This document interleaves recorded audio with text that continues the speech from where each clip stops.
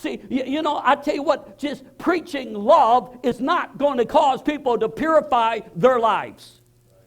I was telling my daughter years ago, I gave her an illustration, she brought it back up. She said, if I was driving through a 25-mile-an-hour zone and I'm doing 55 miles an hour and a police officer pulls me over and I roll down the window and I say to him, officer, I am so sorry I was speeding. I should not have been speeding. I should have been obeying and I was going fast enough to where they could take away my license and give me a big fine. And I say, and the police officer says, well, let me ask you something. How come you're going to obey the law? You didn't obey the law now. How come I believe you're going to obey the law tomorrow? He said, what makes you think you're going to obey the law tomorrow? He's, well, officer, it's because of this. I love you so much. What? I just love you so much, officer. You're so wonderful. You're so kind. You're so merciful, officer. And I just love you. And my love for you is going to cause me not to go out here and do 55 in a 25-mile-an-hour zone again. How many of you know that's insanity? How many of you know? You know, when you go past a police officer, what's the first thing you do? You put on your brake, don't you? And if you like me, I mean, even if you're doing the speed limit, you go past a police officer or a state patrolman, and you go, huh?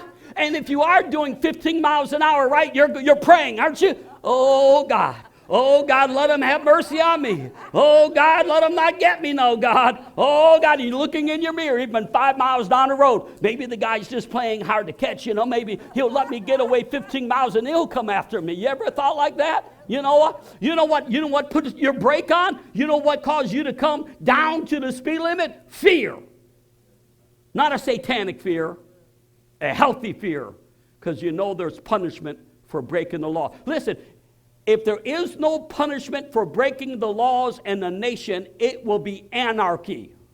We see it now where they're taking away the punishment from hardened criminals and is bringing murder and rape and absolute chaos in our society because there is no punishment. And it says punishment deferred hardens the heart. We've not preached the wrath and the judgment and the anger of God against all of those who disobey him. You say, I've gotten away with it so far. Yeah, so far. But how far? And I don't know about you. I'm not taking a chance. I tell you what, I lived in a community where we did a lot of ice fishing on our lake. Any of you ever do any ice fishing in Wisconsin? You don't have enough water freezes around here. I grew up on the lake. And let me tell you something. There were some guys, we would take our trucks and our cars out on the lake, and we would drill a hole in the ice, and we would set up we would go fishing all day. My dad even made me a little shed. But there were some guys who were stupid. They were stupid. Say stupid.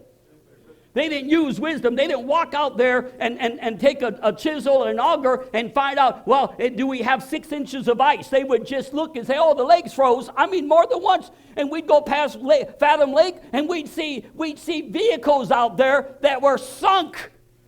Their back ends were sticking up out of the ice. Why? Because they just assume that ice is going to hold me, and I won't go through it. But I don't think they're any more stupid than a lot of Christians. I think a lot of Christians think they're going to get away with it. Just live how they want and do what they want and ignore the will of God. And the day will come when you're going to break through the ice. And there ain't going to be nobody there to help you. And the thing that concerns me is I don't know if we're praying for people the way we should. Crying out to God to deliver their souls and to rescue them. Because once they leave this life, people, it's too late to get right.